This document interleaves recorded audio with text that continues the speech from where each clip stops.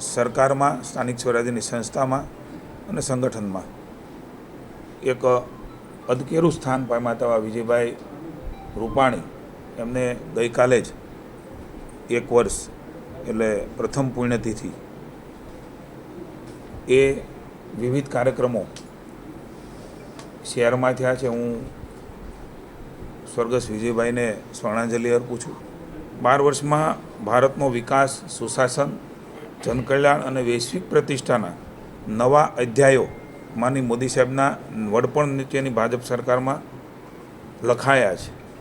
2014 પહેલાં આપણે સૌ જાણીએ છીએ કે સરકાર હોવા છતાં ભ્રષ્ટાચાર, નીતિગત નિષ્ક્રિયતા અને આર્થિક મંદી જેવા પડકારો એ શાસકો સર્જિત પડકારો હતા.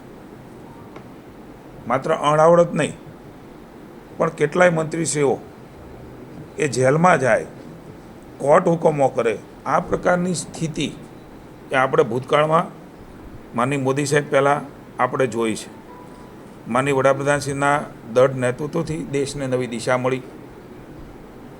રૂપાલાજી વાત કરીએ એમ સબકા સાથ, સબકા વિકાસ, સબકા વિશ્વાસ અને સબકા પ્રયાસ, આ મંત્ર એ વિકસિત ભારત 2047 માટે સંકલ્પથી આત્મનિર્ભર ભારતના નિર્માણ તરફ એ દોરી ગયો છે. મને કહેતા આનંદ થાય છે કે અનેકવિધ સીમાચુંબી કામો એ માનની મોદી સાહેબના સફળ નેતૃત્વની અંદર દેશની 140 કરોડની જનતા અને રાજ્યની જનતા એમના આશીર્વાદ થકી સંભવ બન્યું છે. અવિરતપણે એક નેતૃત્વ ઉપરનો ભરોસો, કદાચ આઝાદીના ઇતિહાસ પછી, અટલજી પછી કોઈ વડાપ્રધાન ઉપર આ પ્રકારનો ભરોસો હોય તો માત્ર ને માત્ર મોદી સાહેબ ઉપર એ ભરોસો વ્યક્ત કર્યો છે. ન માત્ર મતથી, જ્યારે દેશમાં સંકટો આવ્યા, પરિસ્થિતિ ઊભી થઈ, ત્યારે માનની મોદી સાહેબની પડખે સમગ્ર દેશ ઊભો રહ્યો છે. ત્યારે હું સમગ્ર ગુજરાતવાસીઓનો અને દેશવાસીઓનો પણ આ વિકાસના 12 વર્ષ, સફળતાના 12 વર્ષ, એમાં રાજ્યને દેશની જનતાનો પણ જેટલો આભાર માની એટલો ઓછો. સરદાર સરોવર ડેમ અહીંથી રૂપાલાજી ઉલ્લેખ કર્યો છે. 17 દિવસમાં મંજૂરી આપી અને રાજ્યની ખેડૂતો માટે, સિંચાઈ માટે, પીવાના પાણી માટે સૌની યોજનામાં આજે અહીંયા ડેમ ભરાઈ રહ્યા છે. કલ્પના ન કરી શકીએ એ ભૂંગળામાં હવા આવે એવી વાતો જ્યારે થતી હતી, એમાં આજે ખળખળ પાણી વહેતું થાય છે. ત્યારે આ દૃશ્ય જોઈને મોદી સાહેબને ક્યારેય રાજ્યની જનતા ભૂલી શકે એમ નથી.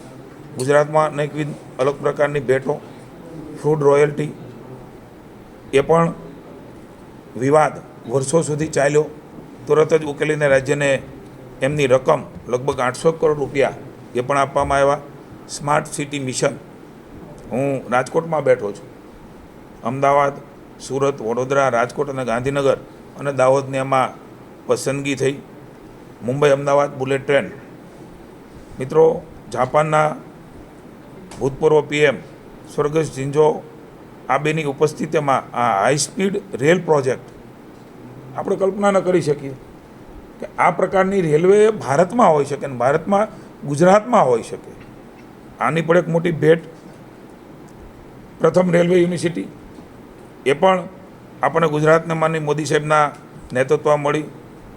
સ્ટેચ્યુ ઓફ યુનિટી સુધી રેલવે કનેક્ટિવિટી, લોથલ ખાતે નેશનલ મેરીટાઈમ હેરિટેજ કોમ્પ્લેક્સ, સમગ્ર વિશ્વનું આકર્ષણનું કેન્દ્ર, આપણી સમૃદ્ધ વારસાને જીવંત રાખતું વિશ્વસ્તરીય મ્યુઝિયમ, એનું પણ નિર્માણ થઈ રહ્યું છે.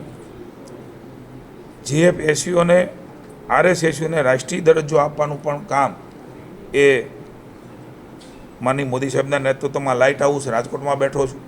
આ પ્રોજેક્ટ એ રાજકોટમાં આપણે જોઈ રહ્યા છીએ. Global centre for traditional medicine Jamnagar ખાતે 22માં આયુર્વેદિક, યોગ અને હોમિયોપેથી જેવી પરંપરાગત ચિકિત્સા પદ્ધતિઓ, જેની જરૂર હવેના સમયની અંદર એલોપેથીના બદલે આ પ્રકારની પદ્ધતિઓથી આપણું સ્વાસ્થ્ય એ પુનઃપ્રાપ્ત થાય છે અને લાંબા ગાળા સુધી આપણી સ્વાસ્થ્યને તંદુરસ્તી જળવાય છે. વિશ્વનો પ્રથમ ગ્લોબલ સેન્ટર ફોર મેડિસિનનો શિલાન્યાસ એ પણ અત્યારે આપણે કામ જોઈ રહ્યા છીએ. Taranga hill, Ambaji Abu railway line, મિત્રો, આપણા સૌની આસ્થા અને શ્રદ્ધાનું કેન્દ્ર, ચાહે ભારતભરના અને ગુજરાતભરના, એ સોમનાથ હોય, પાવાગઢની મહાકાળી માતાનું ધજાની વાત હોય, દ્વારિકાની વાત હોય, અંબાજીની વાત હોય, સમગ્ર ભારતભરમાં આપણે વાત કરીએ તો એ કાશી વિશ્વનાથ હોય, ઉજ્જૈન મહાકાલ હોય, આ પ્રકારના આપણી આસ્થા અને શ્રદ્ધાના કેન્દ્રોમાં સમગ્ર લોકોને અલગ અલગ રીતે કનેક્ટિવિટીથી જોડવાનું એક ભગીરથ કાર્ય એ પણ થયું. ગિફ્ટ સિટી એક એવું નજરાણું આપણે સમક્ષ આપણે જોઈ રહ્યા છીએ. IFSC અને Boolean exchange gift city Gandhinagar ખાતે IFSC હેડક્વાર્ટરનું ભૂમિપૂજન પણ થયું છે અને દેશનું પ્રથમ ઇન્ડિયા ઇન્ટરનેશનલ બુલિયન એક્સચેન્જ એનું લોન્ચિંગ આપણા માટે ગૌરવની પળ છે. વંદે ભારત એક્સપ્રેસ અને નમો ભારત 5 સેમી હાઈસ્પીડ વંદે ભારત ટ્રેનો અમદાવાદ, ઓખા, મુંબઈ, ગાંધીનગર, ભુજ, અમદાવાદ વચ્ચે નમો ભારત રેપિડ રેલની પણ ભેટ એ આપણને મળી છે. G20ની અધ્યક્ષતા આજે પણ વિશ્વ ચર્ચા કરી રહ્યું છે. અલગ અલગ સ્થાનો ઉપર G20ની સમિટ મળવાની હોય એ પહેલાં કાર્યક્રમો થાય, કલ્પના પણ ન કરી હોય એ પ્રકારના સમગ્ર ભારતની ઊંચાઈ એ વિશ્વને બતાવવાનો પ્રયાસ એ પણ સફળતાપૂર્વક એ અલગ અલગ 18 જેટલી બેઠકો અલગ અલગ રાજ્યોમાં આપણે જોઈ છે. રાજકોટમાં પ્રથમ ગ્રીનફિલ્ડ એરપોર્ટ હીરાસર એ પણ આપણા રાજકોટ ખાતે સંભવ બની છે. નવસારીમાં PM મિત્ર પાર્ક, ટાટા ફેસિલિટી, C-295 એરક્રાફ્ટનું ઉત્પાદન, દાહોદની અંદર ઇલેક્ટ્રિક લોકોમોટિવ એન્જિન પ્લાન્ટ 20,000 કરોડના ખર્ચે.